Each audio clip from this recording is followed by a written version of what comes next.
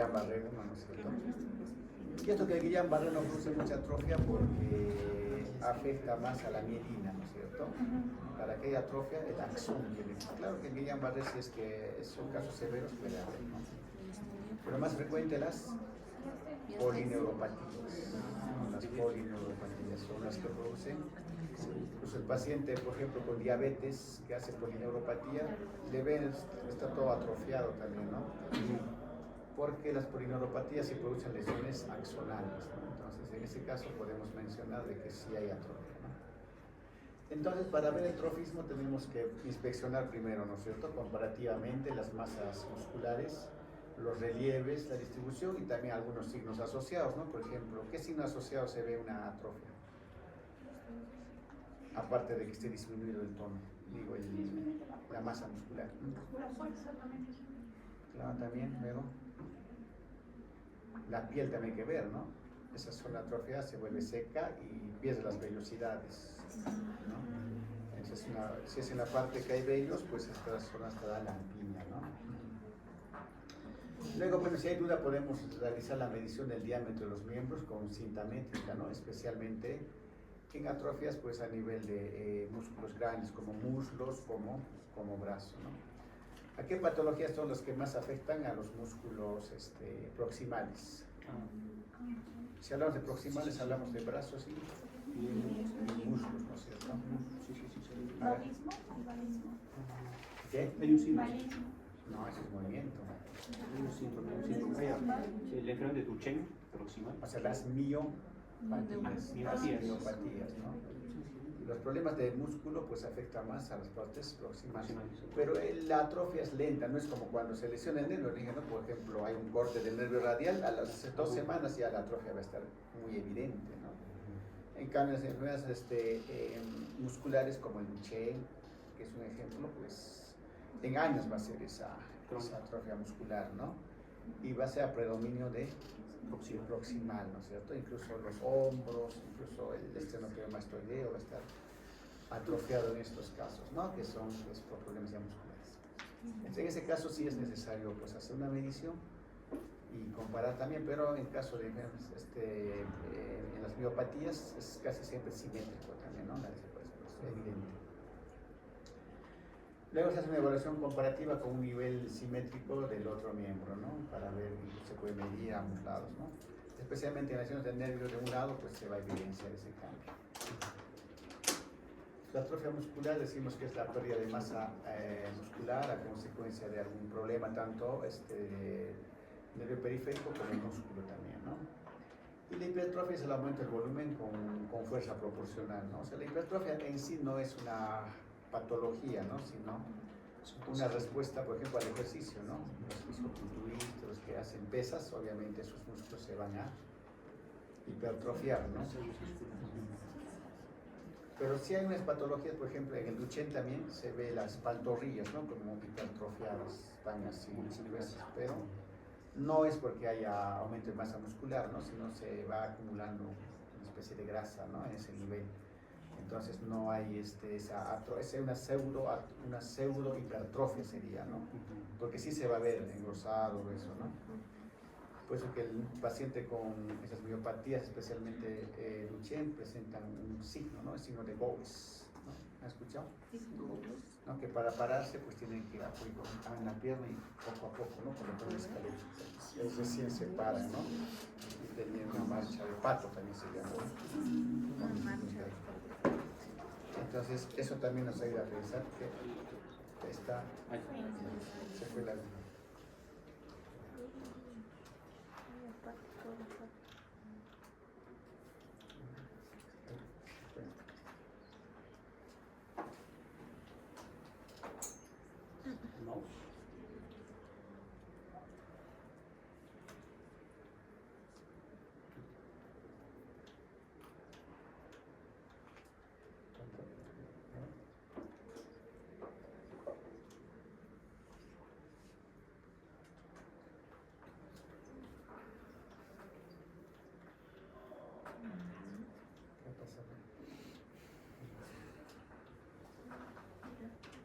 Tanto, ¿de dónde salió?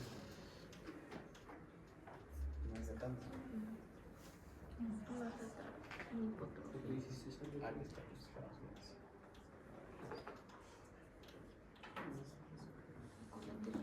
¿qué está pasando? ¿Qué está pasando?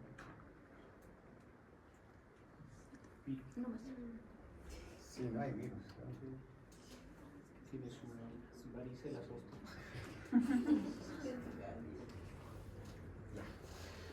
Es justo lo que hablábamos, ¿no?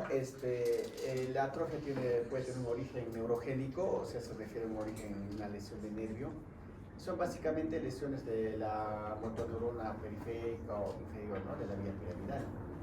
Estas lesiones casi siempre son pues asimétricas y son distales, ¿no? A nivel de manos, de pies. Y asimétricas si hay un daño compresivo, especialmente compresión por algún problema, hipertrofias óseas, artritis, artrosis, ¿no? Presencia de adenomas, ¿no? En forma crónica. Hay muchas patologías, ¿no? Que pueden producir incluso tumoraciones a nivel del mismo nervio, ¿no? Que pueden producir compresión. Pues estas están asociadas a disminución de fuerza, a hipotonía también o atonía, con arreflexia osteotendinosa, ¿no? Si hay lesiones en una neurona. Hay ausencia de alteraciones sensitivas, ¿no? En el caso de que sea solo motor el nervio, y presencia de a veces fasciculaciones, ¿no? Una fasciculación es un movimientito, ¿no? Que es muy leve, como una especie de como si hubiera un temblorcito leve, ¿no? En el músculo se ve como se llama fasciculación, ¿no? Y esta es otra característica de lesión de segunda neurona, ¿no es cierto? Entonces, si hablamos de lesión de segunda neurona, vamos a ver que hay disminución de la fuerza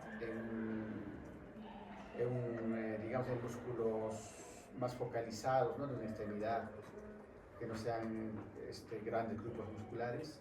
Hay hipotonía, hay hipotrofia o atrofia y hay fasciculaciones, ¿no? Y ahora signo de Babinski en lesiones de segunda neurona.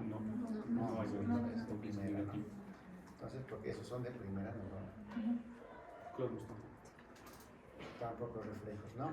Pues aquí hay una diferencia, ¿no? Cómo está la hipotrofia en este lado, ¿no es cierto? En la eminencia tenar, hipotenar incluso, ¿no? Se ve cómo está este lado hipotrofia. Es más probablemente por una lesión de nervio mediano y radial, ¿no? Tal vez una lesión a nivel del codo, porque también yo veo que acá en la muñeca también no está tan igual, ¿no? La masa muscular y también una hipotrofia a esos niveles, ¿no? Entonces, esa es la diferenciación y por eso que hay que mirar siempre comparativamente, ya nos damos cuenta de la hipotrofia. ¿No? En las personas mayores, pues normalmente vamos a ver una atrofia fisiológica, ¿no? Viejitos, ¿no? Que se ve que la masa muscular siempre va a estar disminuida, ¿no? Y también tienen una relativa pérdida de fuerza, ¿no? Pero eso es básicamente por la edad. Acá vemos otras aplanamiento, ¿no? De las eminencias tenares, hipotenar y también surcos entre los metacarpiones que van a sugerir la hipertrofia, ¿no? La atrofia muscular. La atrofia de la eminencia tenar y hipotenar indica daño de los nervios mediano y cubital respectivamente, ¿no es cierto? En este lado. Muy posiblemente tenga una lesión compresiva, un accidente, algo que dañó pues esos nervios, ¿no? Como si el túnel del carpo también es muy crónico y el paciente no ha hecho nada por poder liberar el nervio, pues también va a haber una hipotrofia en sus niveles, ¿no? El otro son el origen muscular, ¿no? Las atrofias miogénicas, como en el caso del Duchenne, por ejemplo, ¿no es cierto? Y la distribución preferentemente proximal y son simétricas, ¿no? Los reflejos y fuerza en relación con el grado de atrofia pues se mantiene, ¿no? No está tan marcado como la lesión de segunda neurona.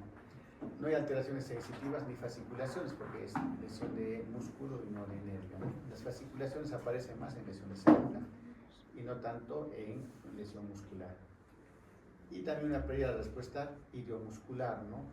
El reflejo idiomuscular, ¿no sé? Pues, por ejemplo, en el bíceps yo golpeo y se va a ver, ¿no? Como una ola que va a ser reflejo. En cambio, esto desaparece cuando hay lesión de músculo, ¿no? No tanto de nervio. Entonces, las respuestas idiomusculares se explora pues percutiendo con un martillo el reflejo en la masa muscular, ¿no? Porque hemos dicho, y se observa una fugaz depresión longitudinal de esta por contracción de la banda de fibras que fue estimulada mecánicamente, ¿no? Ese movimiento tipo. y informa sobre las propiedades contráctiles intrínsecas del músculo, ¿no? O sea, esto básicamente, en el Duchenne, por ejemplo, muy probablemente que pueda haber ausencia del reflejo iliomuscular, ¿no? A pesar de que el reflejo osteotendinoso se mantenga, ¿no? Porque no está hablando de una lesión de músculo, básicamente. Las atrofias miogénicas, pues, por ejemplo, hay atrofia también en la desnutrición, ¿no es cierto? Pero afecta a toda la masa muscular, ¿no? Incluso habrán visto, ¿no? Los niños en la carita, pues no hay músculos, ¿no? Y se le ve una fase como una caquética cadavérica, ¿no es cierto? Representa también 4 a 45% del peso corporal de la persona normal, la masa muscular, ¿no?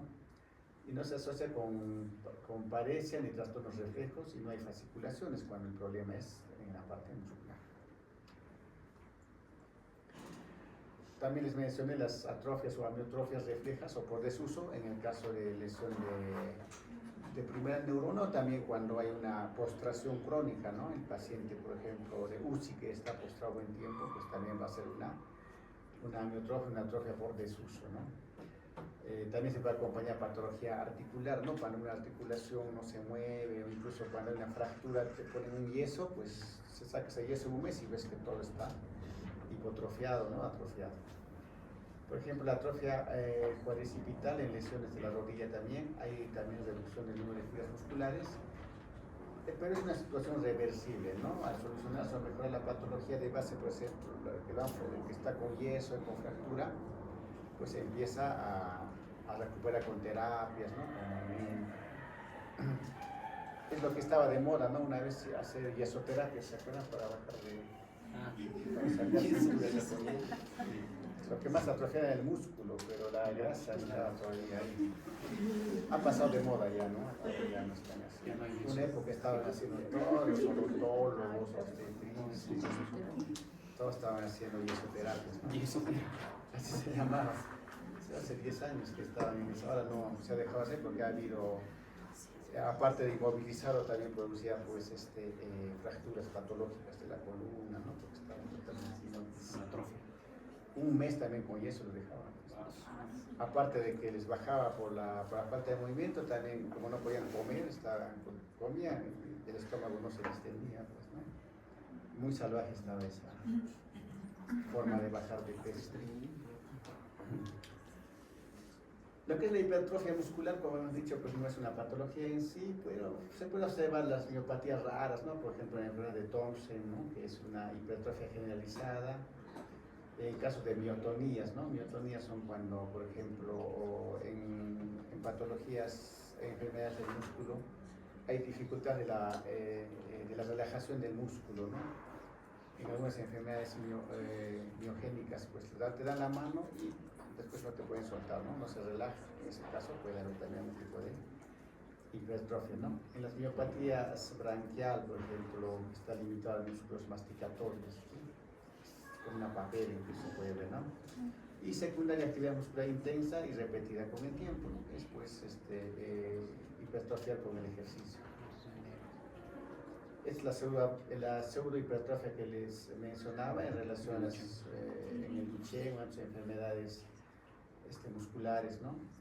En ciertas miopatías, con la masa muscular reemplazada por tejido conectivo graso, hay reducción de la fuerza a pesar de un aumento aparente del tamaño muscular, ¿no? Puesto que podemos decir que puede tener más fuerza, ¿no? Pero no solamente pseudo hipertrofia. El siguiente punto que hay que evaluar, pues, es la fuerza muscular, ¿no? Lo que es la motilidad, ¿no? Y también evaluando vamos a interpretar algunas de las alteraciones que podemos encontrar dentro de esa evaluación, ¿no? Por ejemplo, una debilidad simétrica de la musculatura proximal también sugiere una miopatía, ¿no? Al igual que la hipotrofia, si es simétrica y es proximal, pensemos siempre en miopatía antes que problema de nervio, ¿no? O de vía piramidal. Una debilidad simétrica distal, en manos, en pies, una polineuropatía, ¿no? Porque puede haber alteración de segunda neurona o de nervios periféricos, ¿no? Y para que haya una polineuropatía, evidentemente tiene que una enfermedad de base o tener algo congénito, ¿no? Hasta hay polineuropatías hereditarias, tóxicas, metabólicas, entre ellas la más frecuente la diabetes, ¿no? Que causa con el tiempo, pues, polineuropatías. Y si un músculo está débil y no es capaz de superar la resistencia externa que se lo pone, se ve si se puede vencer o compensar la fuerza de la gravedad, ¿no? Por eso cuando medimos la fuerza, hemos dicho en la escala ¿de quién es?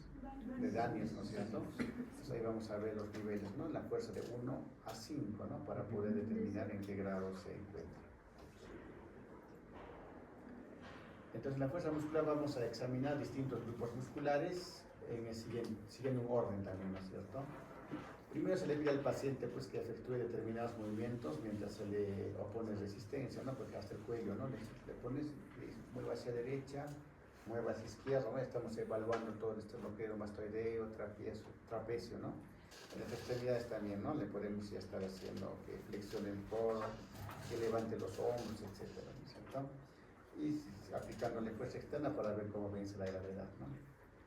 También podemos pedir que levante ambas extremidades superiores, ¿no? Estando en la cama en ángulo de 45, sentado de pie, ¿no? En 90 grados. También con la palma de las manos hacia arriba, ¿no? Que se llama ese signo, la maniobra. Le barre. Y si el paciente tiene esto, ¿cómo lo describiría? ¿Barre positivo, barre negativo? Barre positivo. Cuando hay descenso, cuando hay es presencia, ¿no? Presencia de signo de barré, ¿no? O sea, es igual que el Babinski, ¿no? Porque no decimos Babinski positivo porque no hay Babinski negativo, ¿no es cierto?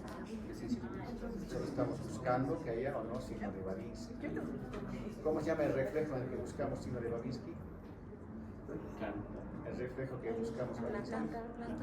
¿No? El reflejo plantar, ¿no? Entonces, pues no podemos decir Babinski negativo, ¿no? Porque no estamos buscando eso. Presencia de Babinski. Presencia de signo Babinski. Pues se ha vuelto tan común decir Babinski positivo, Babinski negativo, que en su interno se van a olvidar lo que estamos hablando. Y estas maniobras que acá menciono, estamos hablando del barré de Mingasini básicamente, ¿no? Que son las maniobras que van a hacer de que podamos comparar básicamente un lado con el otro, ¿no? Para ver si es que hay algún problema de pérdida de fuerza, ¿no? ¿Cómo se llama la pérdida de fuerza parcial? Parece. Completa. Plegia, ¿no? Pues ahí vamos a buscar, por ejemplo, si está pléjico o está parésico, ¿no? Entonces ya aparece la disminución de fuerza, ¿no? La falta completa es una plegia. Si se compromete una extremidad es una monoparesia, ¿no? O también monoplegia si la pérdida es completa.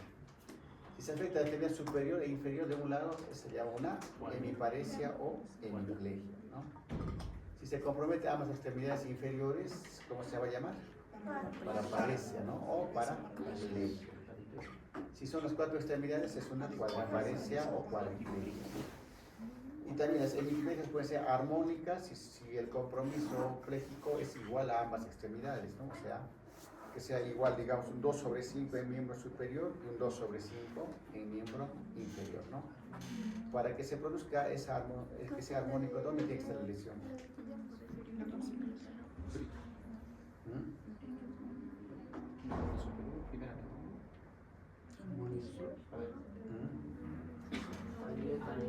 ¿A nivel de? Sí, pero el puente se acompaña de las cosas más es en cápsula interna, ¿no? Porque puede pasar. En cambio, si es en corteza, muy probable que si es un infarto, por ejemplo, haya diferencia si es cerebral medio o cerebral anterior, ¿no? Ahí no va a haber esa armonía, uno será 2/5 y el otro estará 4/5, digamos, ¿no? Entonces, el cápsula interna, en cambio, va a ser pues siempre igual, ¿no? Igual.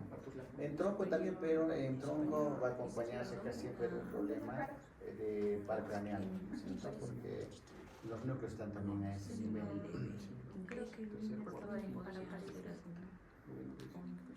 Entonces, una estabilidad paralizada tiene que ir más rápido, ¿no? Al dejarla caer, que una que tiene algo de fuerza. Entonces, más que todo es una focalización neurológica motora, ¿no? Cuando evidenciamos que hay una pérdida de fuerza, ¿no? Si se levantan ambos brazos o se flectan ambas rodillas, en un paciente que está en el cúbito dorsal y se suelta la extremidad parética o paralizada, tiene que caer primero, ¿no? Como un peso muerto. Por ejemplo, a veces es difícil comparar, ¿no? Si está o no compleja, especialmente si el paciente está en cama. ¿Qué hacemos? Lo levantamos y lo soltamos, ¿no? Entonces tal vez la va a caer un poco más rápido, ¿no? Ya podemos decir que este lado está pues, pléjico, igual en miembros inferiores también, ¿no? La fuerza muscular puede expresarse según la siguiente escala, ¿no? Que es la escala de Daniels, justamente, que ya conocen, ¿no es cierto? Entonces vamos a poner 0, porque la fuerza muscular normal es 5, ¿no es cierto? Se pone 0 sobre 5, ¿no? Cuando no se detectan contracciones musculares, entonces estamos a una plegia, ¿no es cierto? 1 se detecta una contracción muy débil, ¿no? A veces es difícil diferenciar un 0 del 1, por eso cuando se ve 1 incluso se puede decir que está pléjico, ¿no? Ya desde el 2 ya hablamos de paresia, ¿no? Entonces, por ejemplo, 2 se produce movimiento en posición que la fuerza de gravedad no influye, ¿no? Por ejemplo, puede haber una flexioncita de la mano, de la muñeca, o cuando el brazo está horizontal en la mano, en posición intermedia entre pronación y supinación, ¿no? Por ejemplo, puede el paciente hacer estos pequeños movimientos, ¿no? Pero obviamente no va a levantar, no va a vencer la gravedad, ¿no? En el 3 hay un movimiento activo que es capaz de vencer la fuerza de la gravedad, o sea, ya lo va a levantar, ¿no es cierto? El 4 hay un movimiento activo que vence la fuerza de gravedad y algo de resistencia externa, o sea, yo le pongo mi mano ahí nomás, ¿no? Y lo levanto. En cambio, en el 5 no le voy a poner, sino ya le voy a poner yo mismo fuerza, ¿no? Resistencia, y el paciente va a tener que vencer. Entonces, eso hablamos de 5, que es la condición normal, ¿no? Y de esa manera nos sirve mucho, ¿no? Para poder ver, por ejemplo, al día siguiente cómo está un paciente con un diagnóstico de Guillain-Barré, por ejemplo, tenemos que hacer un seguimiento. Desde el principio tenemos que ver con qué fuerza lo hemos encontrado, ¿no?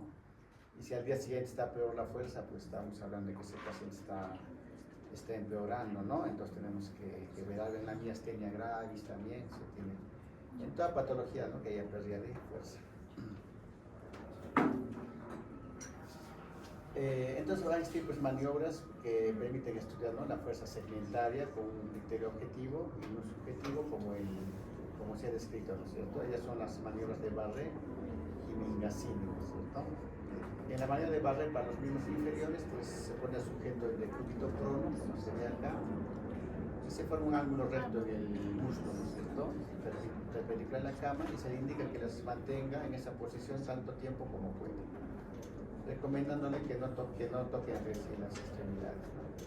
Es el Barré en miembros inferiores, que es un poco difícil de hacer en pacientes o mayores o que tienen, pues, por ejemplo, una neumonía o están con oxígeno, ¿no? No vas a poder ponerlos en esa posición, por eso que en miembros inferiores, pues sí se puede, pero básicamente hacemos que es el Mingasini, ¿no?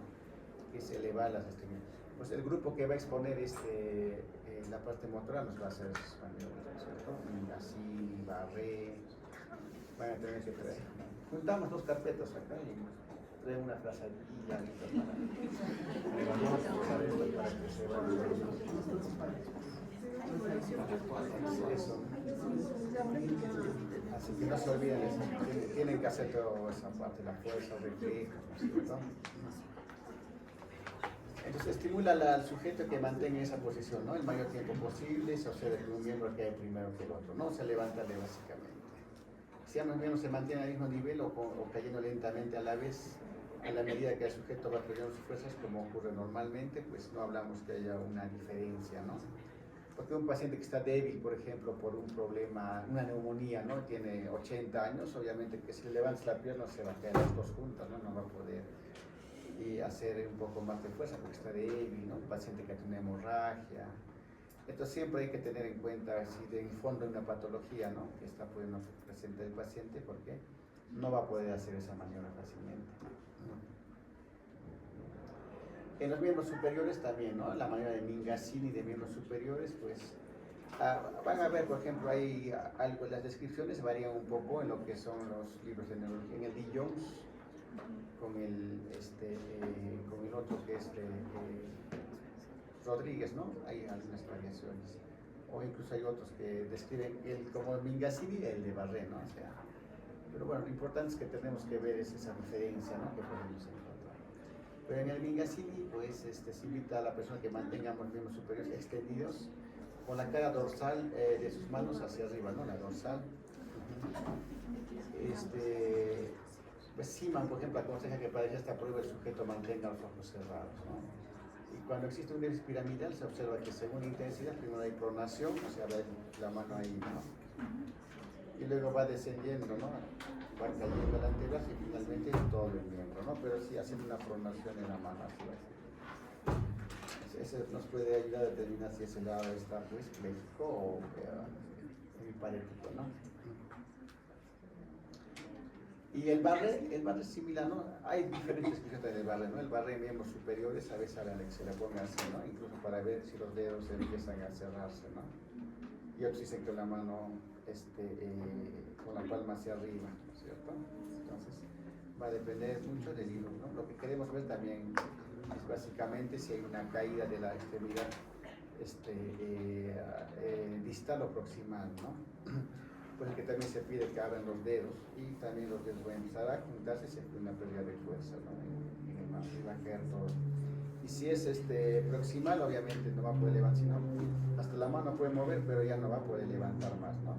Por esas personas que tienen miopatías, por ejemplo, no pueden peinarse, ¿no? Porque no pueden levantar la parte proximal, a pesar que la mano hay una fuerza que puede estar casi normal incluso. En cambio, las polineuropatías al revés, ¿no? Se levantan, pero su mano no pueden agarrar ya también algo, ¿no? Después hay que estar observando también los movimientos normales que hace el paciente y puede determinar si es que hay un problema distal, proximal, ¿no? En la pérdida de fuerza. Bueno, la otra evaluación que hace la parte motora es la evaluación del tono muscular, ¿no es cierto? Que en sí también el tono pues va a cambiar de acuerdo a las lesiones que hay en las vías motoras. El tono muscular es un estado de semicontracción permanente del músculo voluntario determinado por un fenómeno reflejo, ¿no? O sea, actúa de forma refleja. Por ejemplo, cuando pisamos estamos haciendo de que el tono pues se mantenga a nivel de los músculos de los miembros inferiores, ¿no? Y cuando estamos sentados también, ¿no? Porque si no tenemos también receptores a nivel de las piernas, ¿no? En la piel de los glúteos, y eso hace que se mantenga la columna también con un tono adecuado para poder mantener esa posición. Porque si no tendríamos ese reflejo, pues estaríamos, ¿no? Todos gelatinosos. Esto ha sido trampa. Nadie se ha caído todavía en silla. Nadie se sienta. Nadie se sienta así. Alguien va a llegar a su consultorio de a una cirugía para que lo dejen lesionado. Secuelado. Y ya, entonces el tono muscular es una contracción permanente, involuntaria, de grado variable, no fatigante, ¿no? Es importante. Si fuera fatigante, pues estaríamos cansados, ¿no? Carácter reflejo encaminada a conocer una actitud y a mantener dispuesto al músculo por una contracción voluntaria. Eso es siguiente, ¿no? O sea, está listo para dar un paso, por ejemplo, al camino, ¿no? Puede definirse pues como la involuntaria tensión permanente del músculo que está voluntariamente relajado. Suena confuso, pero es así, ¿no es cierto? Es involuntario reflejo, pero para que tengamos un movimiento voluntario. Normalmente todo músculo en cualquier tiempo tiene una cierta cantidad de actividad o tensión que sirve principalmente para mantener pues, la postura, no solo de pie, ¿no? También está sentados o está en posición en decúbito, ¿no? Pero siempre mantenemos un tono en algún estado, ¿no? Este estado constante de tensión de los fascículos musculares es lo que constituye el tono muscular, el cual es creado en un propio músculo mediante el llamado reflejo miotático, ¿no? Llamado también reflejo de extensión de Sherrington, ¿no? Linder Sherrington, o sea, la contracción de un músculo por su elongación pasiva. Este reflejo se origina en los usos neuromusculares situados en el espesor del músculo, que son muy sensibles al estiramiento y que al ser estimulados por el alargamiento de las fibras musculares situadas a su alrededor transmiten pues esta estimulación a las células motoras del asta anterior de la médula, que son las neuronas gamma, ¿no? de la médula, y estas neuronas salen estímulos motores que van a las terminaciones de dichos nervios en el músculo para mantener el estado particular o especial de tensión que constituye pues, el tono muscular, ¿no? Es por eso que cuando hay una lesión, por ejemplo, de nervio periférico, pues esta vía se corta, ¿no? Entonces lo que va a aparecer es una hipotonía, ¿no es cierto?, cuando hay lesiones, ¿no? Pero en sí las hipotonías pues no solo se presentan por lesión de segunda neurona, ¿no? También puede haber hipotonías por lesión de primera neurona. O también de la vía extrapiramidal, ¿no? Puede haber hipotonía o hipertonía, o del cerebelo incluso, porque todo está controlando pues parte del tono muscular. Para ver el tono muscular, pues primero la inspección, ¿no? Siempre evaluamos la actitud que presentan los miembros, las masas musculares, ¿no? Por ejemplo, un paciente con que tenga una hemiparesia secular, un infarto, vamos a ver que su mano, como está aumentado su tono, pues va a estar así, ¿no? Casi contracturado, flexionado la mano sobre el antebrazo, ¿no? Luego vemos, palpamos y se va a apreciar consistencia de los músculos, ¿no? Para ver en ese caso si está muy blando, si está pues duradito, ¿no? No es igual que la atrofia por si acaso, ¿no es cierto?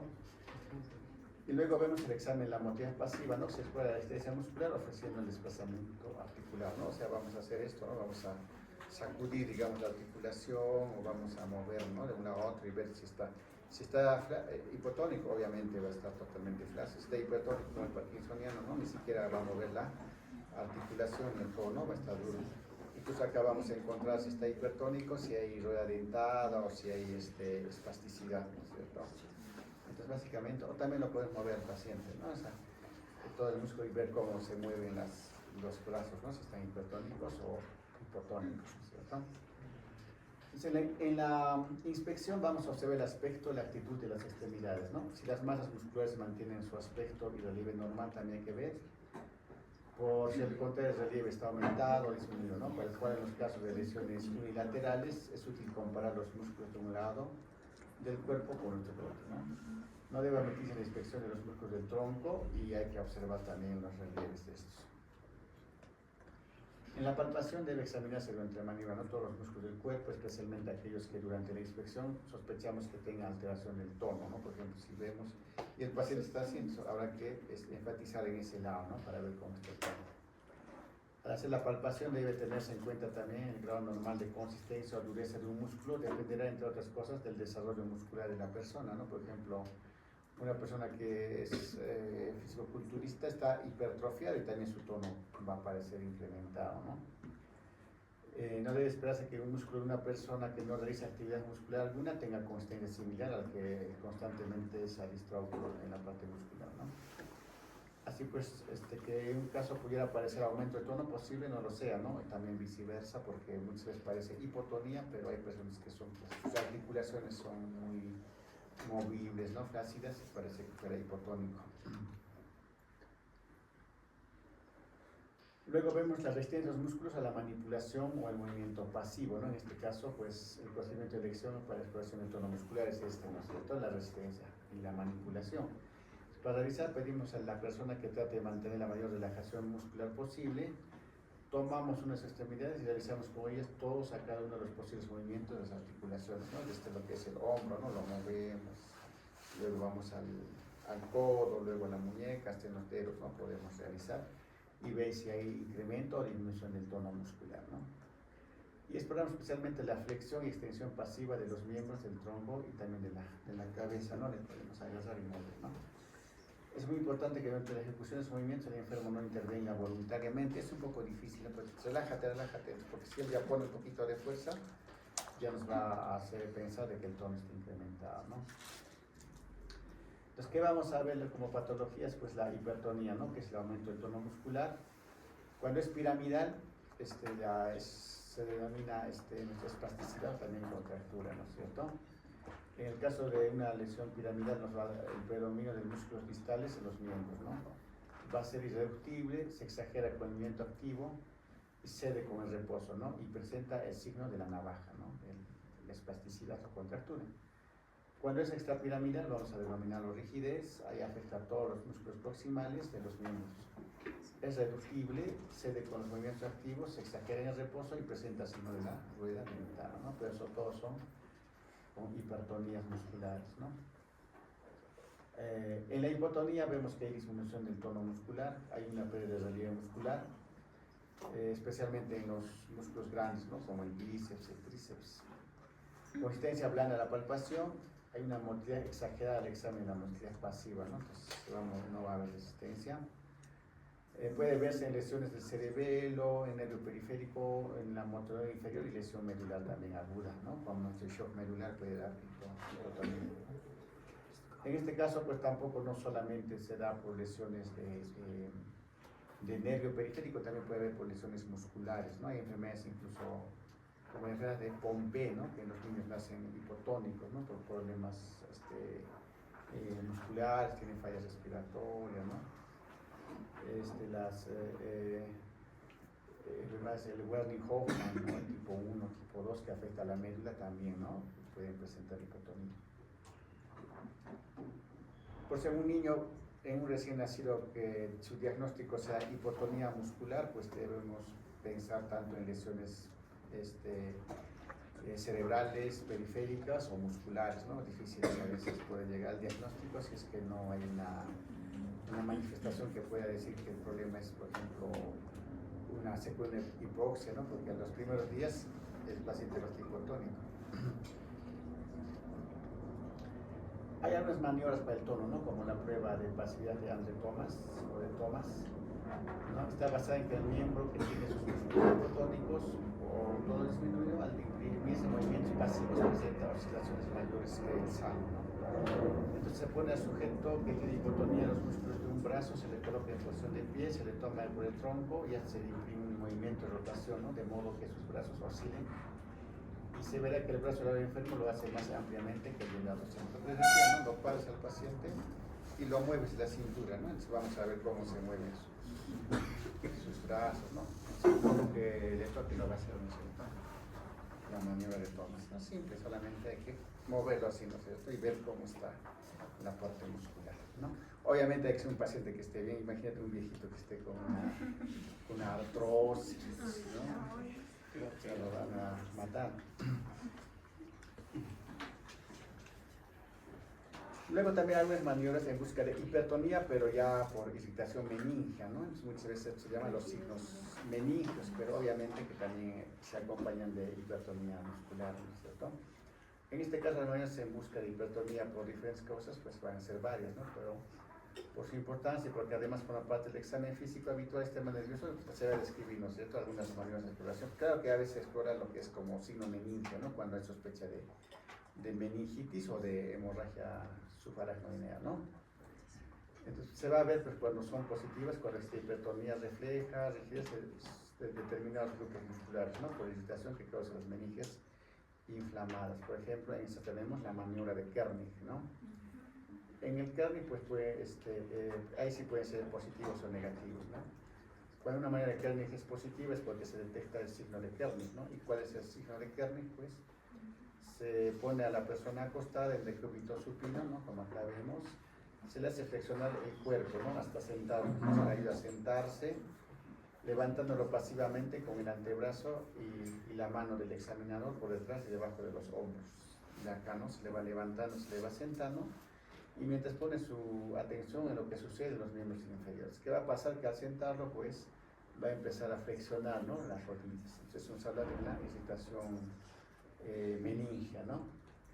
La manera negativa, entre los miembros inferiores no se van a flexionar, o existe el comienzo de una ligera flexión, pero no lo va a flexionar en este ángulo de más de 30 grados, ¿no? Y si la manera es positiva, hay signo de Kernig, pues, al realzar los músculos se flexionan sobre la pelvis y las piernas sobre el músculo. Entonces se apoya la mano libre sobre las rodillas para tratar de obtener la extensión de los miembros inferiores, lo cual es imposible. O sea, se levanta y nosotros tratamos de que vuelva a su posición, ¿no?, normal, sin flexión, pero va a ser difícil, ¿no? Va a estar como, se va a aumentar el tono muscular en ese aspecto, ¿no? Es por eso que se relaciona esas maniobras con lo que es la hipertonía. Aunque lo que se busca es ver si hay una irritación meningia, ¿no? Y muchas veces puede ser dolorosa también este tipo de movimientos que está realizando, ¿no? Más que todo incluso a nivel de la nuca, del cuello, ¿no?, como una rigidez.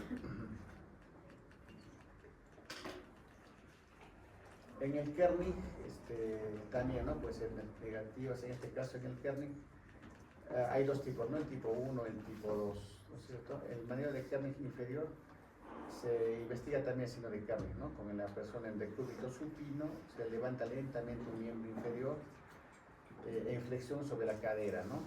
En forma análoga a la maniobra de la segue, ¿no? Como la segue se va levantando. Y cuando el miembro se ha elevado en una cierta altura, existe el signo de Kerning, ¿no? Se produce una flexión de la articulación de la rodilla que se hace invencible, a veces es dolorosa, ¿no? Se acaba de empezar a flexionar la rodilla. En el Buczynski, pues se ha descrito el signo de Buczynski también, ¿no? Que es el signo de la nuca y el reflejo contralateral. Entonces se fija la mano en el pecho del sujeto, de la persona, para impedir que se levante. Entonces le ponemos la mano encima, mientras que la otra trata de flexionar la cabeza, ¿no? Normalmente se hace con dos personas incluso, ¿no? El explorador fija su atención en los miembros inferiores también. Y si existe el signo, los miembros inferiores se flexionan en la rodilla y en la cadera, ¿no? Va a haber una doble flexión. Y también nos habla de irritación meningia y, como dice, es dolorosa también, ¿no? También otros, ¿no? El brucis se puede de varias formas también, ¿no? El reflejo contralateral de brucis, que también consiste en que se flexiona fuertemente un músculo sobre la pelvis, ¿no? Y se observa que el miembro opuesto reproduce el movimiento, ¿no? En este caso, este lado le vamos a flexionar contra la cadera y la otra extremidad va a ser lo mismo, ¿no? Ese se llama el Bruczynski 2, también se le llama. Y finalmente, pues para hacer la evaluación motora tenemos que evaluar los reflejos musculares, ¿no? El reflejo no es más que la respuesta motriz, o también secretoria, ¿no? Hay reflejos también secretorios, que son más en glándulas, ¿no es cierto? Y obviamente lo que nosotros vamos a evaluar son los reflejos motores, osteotendinosos, y en nervios craneales ya veremos también los reflejos cutáneo mucosos o mucosos, ¿no? Que van a hacer que aparezca también movimientos, ¿no? Reflejos tanto en ojos, maligno en la boca, ¿no? El reflejo faríngeo, que pueden ser mucosas y todo. Entonces se provoca después de la aplicación de un estímulo sensitivo, sensorial, ¿no? Que puede ser o no consciente. El mecanismo de producción de un reflejo, pues anatómicamente, ¿no? El arco reflejo, pues está integrado por fibras sensitivas aferentes que recogen el estímulo inicial del reflejo y lo llevan hasta un centro en el que parte las fibras motoras, ¿no? En este caso, pues en la médula, ¿no? Y si son los reflejos a nivel de la cara, serán pues a nivel del tronco cerebral, ¿no? Y conducen estímulos al músculo para que se contraiga o a una glándula para que se crezca, ¿no? Por lo general, el centro del arco reflejo consta de una tercera neurona, ¿no? Llamada neurona intercalar o internuncial, que enlaza las células sensitivas, donde terminan las fibras sensitivas, con unas células motoras. Y esto da origen a las fibras motoras y secretorias y van a dar pues el reflejo, ¿no? Por el estímulo que se realiza, ¿no? Acá, por ejemplo, vemos un reflejo complejo, ¿no? El de por ejemplo, al calor, ¿no es cierto? Si sentimos algo caliente, rápidamente, ¿no? Por un acto reflejo de la médula, porque es como está produciendo una irritación a la célula sensitiva y eso va a ocasionar que se retire, ¿no? Por una fricción. En el caso del uso del martillo, pues estamos haciendo sobre el tendón, ¿no? Del rotuliano, hacemos la estimulación y va a hacer que la rodilla se extienda, ¿no? En este caso vamos a poder ver que todo el arco reflejo está funcionando de forma normal, ¿no? En cambio, si el reflejo está abolido en un solo lado, podemos pensar pues un problema de medio raíz. Y si es en los dos lados, ya podemos pensar, por ejemplo, un Guillain-Barré, ¿no? Porque está afectando a una poliradiculoneuropatía, ¿no es cierto? Está afectando a múltiples raíces y nervios también. Los reflejos se clasifican en osteotendinosos profundos, los cutáneo-mucosos superficiales y los reflejos de automatismo medular y los reflejos de postura y actitud, ¿no? Como los de caminar, por ejemplo. Los osteotendinosos profundos tenemos en la cabeza, ¿no? El superciliar, que está por encima del ojo, en las cejas, el nasopalpebral está en medio, ¿no? Al final la respuesta es la misma, ¿no es cierto? Cuando golpeamos, trigémino y responde él. Facial del séptimo, ¿no es cierto? Todos son. En el maceterino estimulamos al trigémino y responde trigémino, ¿no es cierto? En el medio pubiano, ya sea en el tronco, pues también, ¿no? Pero en este caso ya es la raíz de 10, ¿no? Que es el que va a responder. En el miembro superior pues tenemos el bicipital, el tricipital, el estilo radial y el cúbito pronador, ¿no? Y en el miembro inferior que más hacemos, ¿no? El patelar, que es o rotuliano, y el aquiliano, que es pues en el tendón un poquito más difícil de hacer, ¿no? Pero que el grupo que le toca lo va a hacer.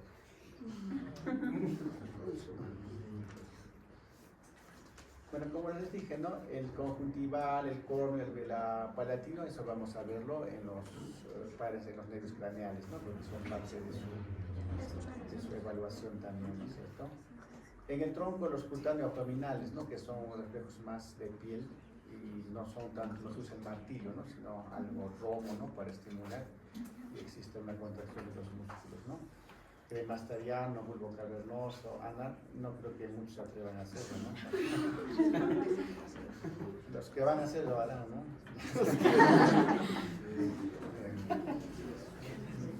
Y en el vientre plantar, ¿no?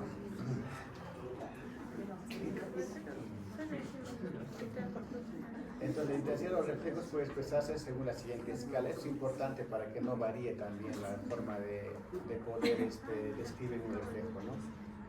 Se le pone 0 cuando no hay respuesta, ¿no? Se le pone 1 a cruz cuando es una respuesta débil o también llamada hiporreflexia, ¿no? Una respuesta normal son 2 cruces, una hiperreflexia se pone 3 cruces, ¿no? Se pueden poner 4 cruces si hay una hiperreflexia muy marcada con clonus, ¿no es cierto? Entonces, por ejemplo, estimulamos acá, la mantenemos, ¿no? Va a haber este movimiento clónico, ¿no? En los pies igual. Eso va a tener claro llama. Entonces, para hacer los reflejos, pues requerimos de un martillo. Hay de varios tipos, ¿no? De martillos. Lo importante es que siempre tenga una parte más pequeña que la otra, ¿no? Especialmente para tendones que sean mucho más pequeños, ¿no? Hay circulares, estos son cavernícolas, y los que también tienen dos, ¿no? Entonces, el reflejo tendinoso se entiende por reflejos profundos, aquellos en los que la respuesta se obtiene a la aplicación de un estímulo mecánico, o sea, el golpe con el martillo sobre los tendones y ocasionalmente sobre el hueso o el periósteo también. Se exploran los reflejos en forma simétrica, ¿no? Primero en un lado y luego en el otro para comparar los resultados, porque si tenemos distintos, ahí sí hablamos de lesiones más focales, ¿no? Normalmente las respuestas son simétricas cuando todo está ok, ¿no? Bueno, como digo, los supercilianas o palpetos, esto vamos a verlo en los nervios craneales ya, ¿no? Los osteoteninosos, sí, ¿no? Que son los que básicamente se relacionan con la vía motora, por ejemplo, el reflejo bicipital, ¿no? Eso, por ejemplo, cuando hagan la práctica hay varias formas de hacer, ¿no? Uno es poniendo incluso el dedo pulgar o el índice, ¿no? Y golpear el martillo sobre esto. También se puede hacer directamente, ¿no? Entonces, en este caso, poniendo el brazo, el antebrazo en semiflexión o en semisupinación, descansando sobre la mano del que va a evaluar, ¿no? Sobre la mano izquierda, si es zurdo sobre la derecha, ¿no? Se apoya el pulgar de la mano libre sobre el tendón del bíceps del sujeto en la fosa antecubital y percute sobre la uña del pulgar. En este caso está hablando, agarrando, ¿no? Con el pulgar y golpear acá. Porque acá lo está, en este gráfico lo está haciendo directamente, ¿no? No corresponde. Entonces, con la parte más fina del martillo, o sea, con la parte más pequeña, se golpea en la uña, ¿no? Y vamos a encontrar vamos a hacer una flexión del antebrazo sobre el brazo, ¿no? ¿Y cuál es el centro reflexógeno? Pues es en la columna cervical, los segmentos C5 y C6 son los que están relacionados con este reflejo tricipital. El reflejo tricipital, o también llamado olecraniano, pues como acá vemos, ¿no? Es en la parte posterior en el tendón del tricipital. Con una mano tomamos el antebrazo de la persona por el codo y se sostiene, ¿no? Sobre su antebrazo, cruzando el tórax. Se coloca en ángulo recto el brazo y se percute en el tendón del tríceps, ¿no? Hay que tener cuidado de no percutir al olecranón, ¿no? Porque no va a salir o va a ser doloroso también, ¿no? Preferiblemente con el lado más ancho del martillo, el otro lado del dicho que es con el lado más delgado, ¿no? Y la respuesta es la extensión del antebrazo, ¿no? Si está así, pues va a ser extensión, ¿no? Ahí. Entonces, Otra alternativa es que el antebrazo cuelgue libremente al lado del cuerpo, sosteniendo el brazo en una posición de 90 grados. Agarramos igual que igualdad.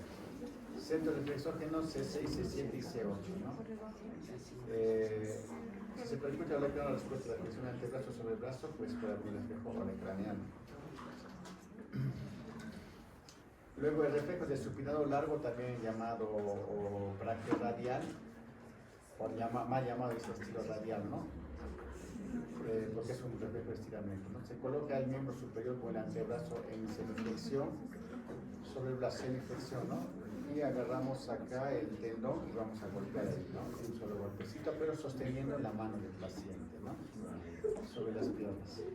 Se percute la posición estiloide radio por donde pasa el tendón del supinador largo, ¿no? En este caso, la respuesta principal es la flexión del antebrazo y la respuesta accesoria es una ligera supinación, ¿no? O sea, ahí, ¿no? Ahí es lo que se va a determinar. Centro reflexógeno C5 y C6. El reflejo cúbito pronador es con el miembro superior en igual posición, la señalada para el anterior, ¿no es cierto? Se percute ligeramente en la posición estiloides el cúbito, ¿no? En forma tangencial de arriba hacia abajo, y la respuesta es la pronación simplemente, ¿no? De la mano. Este reflejo casi siempre es débil y solo tiene valor si su abolición es unilateral. Es muy leve, ¿no? El reflejo va a supinar. Centro de reflexión C7 y C8. También hay reflejos de los flexores de los dedos de la mano, ¿no? En este caso el antebrazo se pone en flexión, supinación con las últimas falanges de los dedos en ligera flexión, ¿no? El pulgar nomás se lo mantiene en extensión y puede procederse de dos formas, ¿no? Uno, se percute los tendones flexores del canal carpiano por encima, o por el contrario se coloca los dedos en medio del índice sobre la superficie palmar, las últimas falanges de los 3 o 4 últimos dedos de la persona y pues todo sobre ellos la percusión. La respuesta es la flexión de los 4 últimos dedos, ¿no? Es el pulgar, y a veces incluye la flexión del pulgar. Centro de flexógeno es el C8. El medio pubiano, pues se debe colocar la persona en el cúbito dorsal con los muslos separados y las piernas algo flexionadas, ¿no?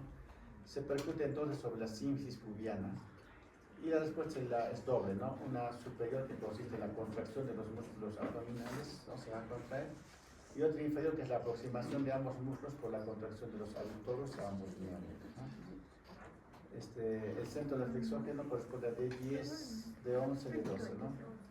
Su exaltación con abolición simultánea del reflejo cutáneo abdominal es un signo evidente de lesión por encima de D6, ¿no? La abolición de ambos reflejos indica que la lesión se halla por debajo de este punto, ¿no?